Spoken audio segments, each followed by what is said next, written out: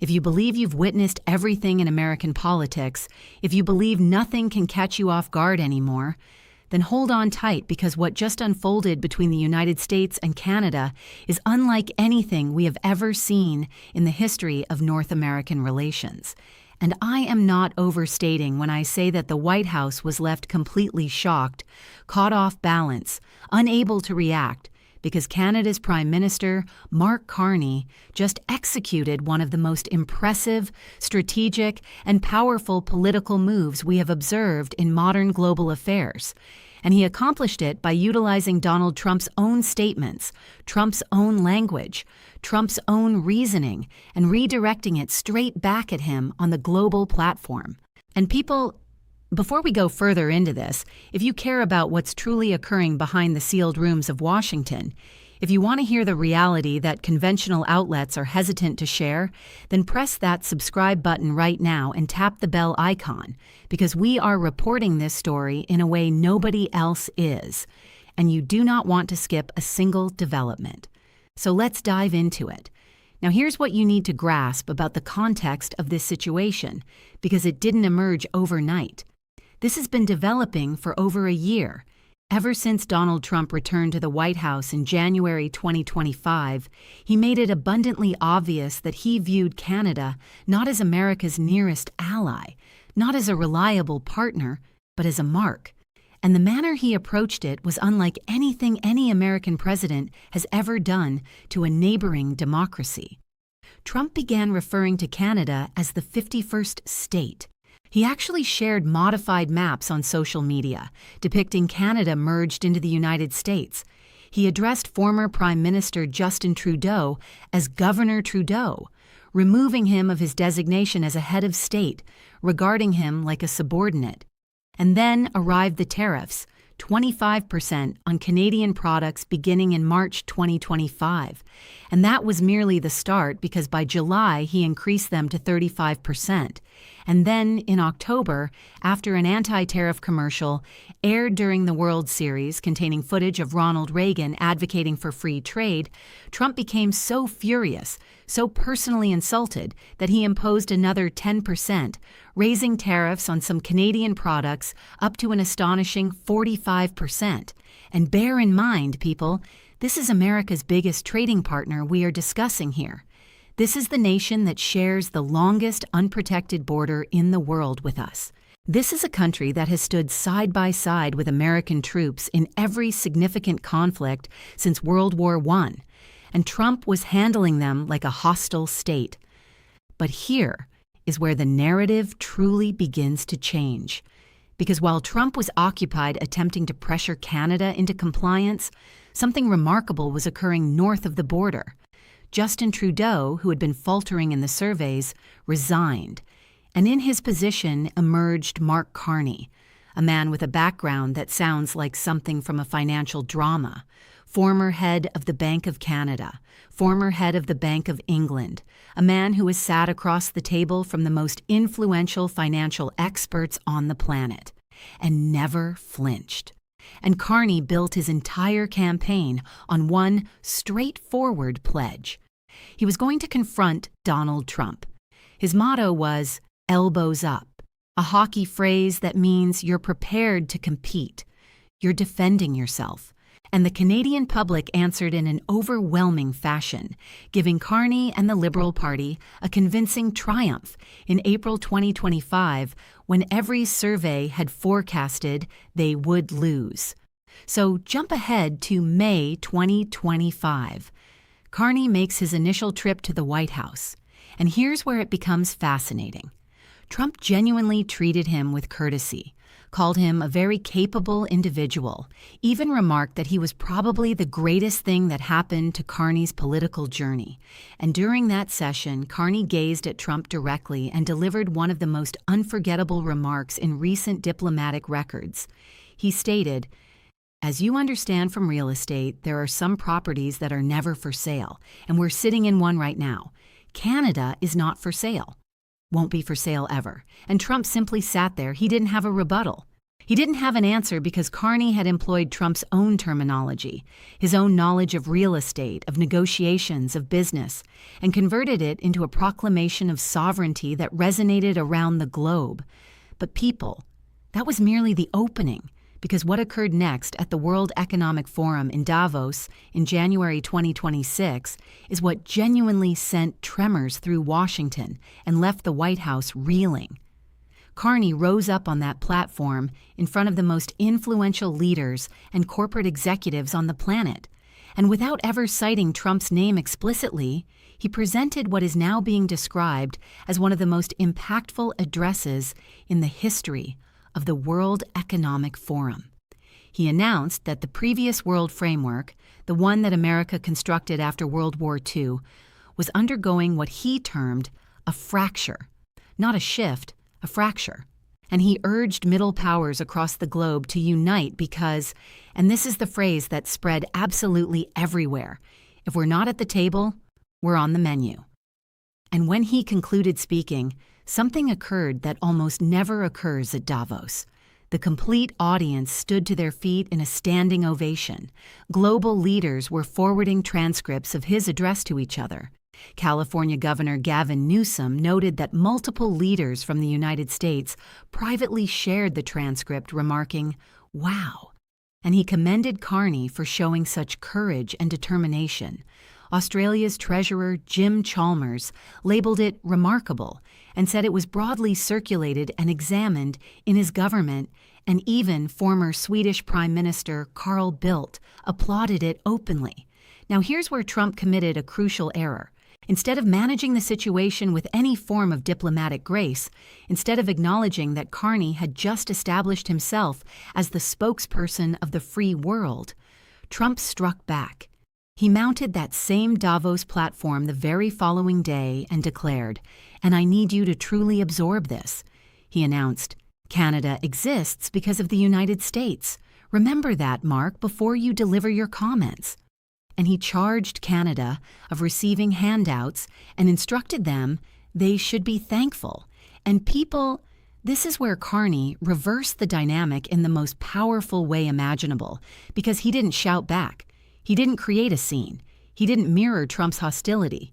Instead, he traveled back to Quebec City, positioned himself in front of the ancient citadel, a stronghold that was actually constructed in the 19th century to protect against American incursions. And he serenely, purposefully, with the gravity of history supporting him, declared, "Canada does not exist because of the United States. Canada flourishes because we are Canadian." And he continued further. He stated, "We are masters in our home. This is our own nation. It's our future. The decision is up to us." And he added, "In a period of expanding populism and ethnic nationalism, Canada can demonstrate how diversity is a strength, not a weakness." And that remark about nostalgia not being a strategy that was directed squarely at Make America Great Again. He took Trump's complete political identity and rejected it in 5 words without ever referencing his name. And the elegance of it, the sheer brilliance of it, was that he was employing the same type of bold, assertive sovereignty, first rhetoric that Trump utilizes, but he was applying it to protect his own nation against Trump's hostility. He was fundamentally declaring, "You don't have a monopoly on national pride, sir. You don't get to dictate what we are." And the White House had no clue how to react. And Trump's response demonstrated just how unsettled he was, because within hours he did something small and retaliatory. He withdrew Canada's invitation to join his Board of Peace, this new international organization he was attempting to establish. And he published on Truth Social, "Dear Prime Minister Carney, please let this letter serve to indicate that the Board of Peace is revoking its invitation to you regarding Canada's joining what will be the most distinguished board of leaders ever gathered at any time." And it sounded like a separation note from a teenager who just got turned down at prom. It was humiliating, and the entire world recognized it for what it was. A man who couldn't tolerate being confronted. A man who was accustomed to people yielding down and abruptly encountered someone who remained upright. But hold on, it becomes even more intense because then Treasury Secretary Scott Bessent appeared on Fox News and attempted to manage the fallout. He asserted that in a private telephone call, Carney had been very forcefully retreating from his Davos statements, attempting to make it appear like Carney had expressed regret behind closed doors. And what did Carney do? He conducted a press conference the very following morning and stated, to be perfectly clear, and I expressed this to the president, I stood by what I said in Davos. He thoroughly rejected Bessent's portrayal. He explained the address reflected that Canada was the first nation to comprehend the shift in U.S. trade policy and that they are adapting to it. And then, in an action that must have enraged the White House, he informed journalists that he had actually highlighted to Trump about Canada securing 12 new agreements on 4 continents in 6 months, and that Trump was struck. He essentially boasted about branching away from America directly to Trump's face, and Trump seemingly couldn't even dispute with the outcomes. Now, I want you to consider what this signifies for us as Americans, because this isn't solely about Canada. This is about how the remainder of the world currently perceives the United States. When your nearest ally, the nation that borders yours, the nation whose economy is connected with yours, when that nation begins deliberately seeking other collaborators, when that nation's leader rises on the global platform and advocates for a partnership of nations to counter your economic coercion, that should be an alarm signal for every single American citizen. Because those tariffs that Trump keeps boasting about, they're not merely affecting Canada, they're affecting us. Fuel prices are rising. The stock market has been declining. The Dow fell 5% in just the previous month. Oil prices recently surged above $100 a barrel for the first time since 2022. Unemployment among U.S.-born workers has actually climbed from 4.4 to 4.7% over the past 12 months, and Trump guaranteed us a booming economy. But what we're experiencing looks a lot more like a murmur. And now, on top of all of that, we're observing our most significant ally deliberately distance away from us. And it didn't end at Davos because in the weeks that followed, Carney embarked on a worldwide tour that was unmistakably crafted to demonstrate to the world that Canada has alternatives. He traveled to India. He traveled to Australia. He traveled to Japan. He secured new trade agreements. He deepened connections with nations that are monitoring the U.S. with increasing worry. And when he presented at the Lowy Institute in Australia just last week, he drew back the veil on what it's actually like engaging with Trump. He said respect, but not submissiveness, meaning he addresses Trump with dignity, but declines to grovel. And he acknowledged it's not simple. He explained, you have to select your words precisely. You can't retract anything in public. You can't step back. And in a moment of superb humor when the host referenced the standing ovation Carney received at Davos, Carney lightheartedly noted Trump's was larger, teasing at the president's fixation with audience numbers and that sort of composure, that sort of cleverness under stress. It's the type of quality that commands admiration on the international platform, and it's precisely the type of quality that frustrates Trump deeply because he can't manage it. And then there was the Gordie Howe Bridge situation, where a Trump threatened to prevent the launch of a major international crossing between Detroit and Windsor, Ontario, a bridge that Canada invested over $4 billion to construct. And Trump went on social media and insisted it was constructed with essentially no U.S. materials and required ownership. And once again, Carney quietly picked up the telephone, presented the details, highlighted that the bridge was originally endorsed under Trump's own initial term, that it includes American steel and hired American laborers, and Ontario Premier Doug Ford identified Trump's inconsistency by questioning if he didn't support the bridge. Why did he expedite it 9 years ago? And Carney informed reporters, the matter will be resolved, composed, deliberate, accurate, not flustered, not pressured, just consistent. Now, people, I want to connect this all together because what we're observing right now is momentous. And if you've stayed this far into this video, do me a kindness. Leave a comment below sharing me what you believe about all of this. Are you worried about where the US-Canada relationship is trending?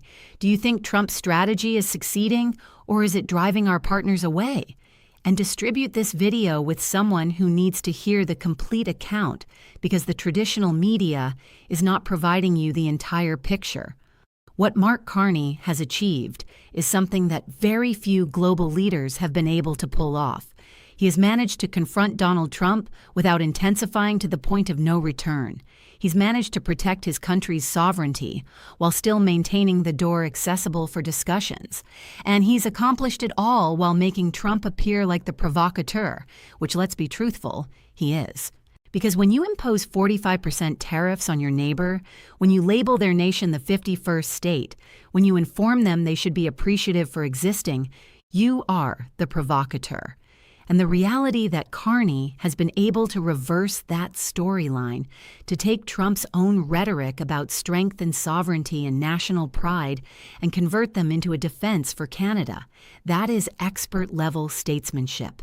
And just 2 days ago, on March 8th, Carney and Trump communicated again on the telephone about the economy, the Middle East conditions, and trade relations. And while the formal summary was brief and professional, watchers detected something revealing. The summary stated they agreed to stay in regular communication, and experts are suggesting that kind of phrasing generally suggests the discussion did not proceed smoothly, that there's still significant friction beneath the exterior. And some analysts are even suggesting that Carney is now being called upon to engage with Trump on behalf of the wider free world, that his standing has grown beyond just being Canada's prime minister. He has become a representation of democratic pushback to authoritarian economic coercion. The consequences of all of this for America are substantial, because while Trump is occupied creating conflicts with Canada, genuine issues are growing. The USMCA trade agreement is due for a required evaluation in July 2026. And if that collapses, it won't merely affect Canada. It will cripple industries in Michigan, Ohio, Texas, and across the heartland. Auto employees, farmers, producers, all of them rely on seamless cross-border commerce. And right now, that commercial relationship is at its weakest point in decades. And it's not because Canada committed something wrong. It's because one individual concluded antagonizing our partners was more essential than safeguarding American employment. And here's the element that should truly alarm every American.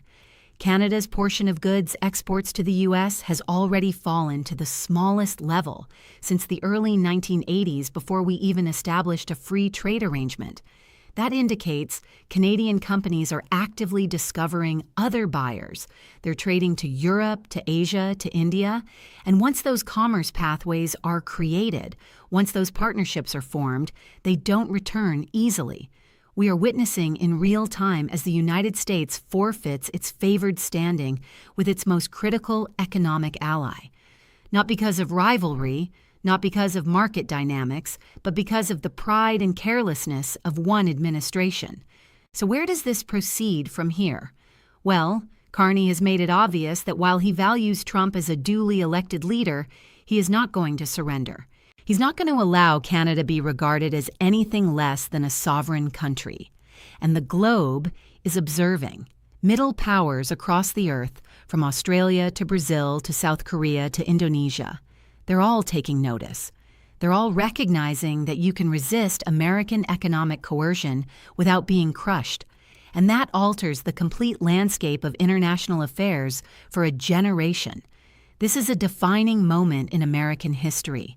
And the inquiry is not whether Trump's statements can be redirected against him. Carney has already demonstrated they can. The inquiry is whether we as Americans are paying attention, whether we recognize that every partner we alienate, every trade connection we undermine, every bridge we endanger to shut, it all comes back to affect us. The ordinary people, the laborers, the households, the neighborhoods that depend on a steady and collaborative relationship with the rest of the world. Thank you for watching. If this video revealed your understanding to something you didn't realize, press that like button, subscribe to this channel, and forward this with every American who deserves to learn the reality about what's truly occurring between the United States and Canada. Because this saga is far from finished, and we are going to be right here, reporting every single development as it unfolds. Stay tuned, stay informed, and I'll see you in the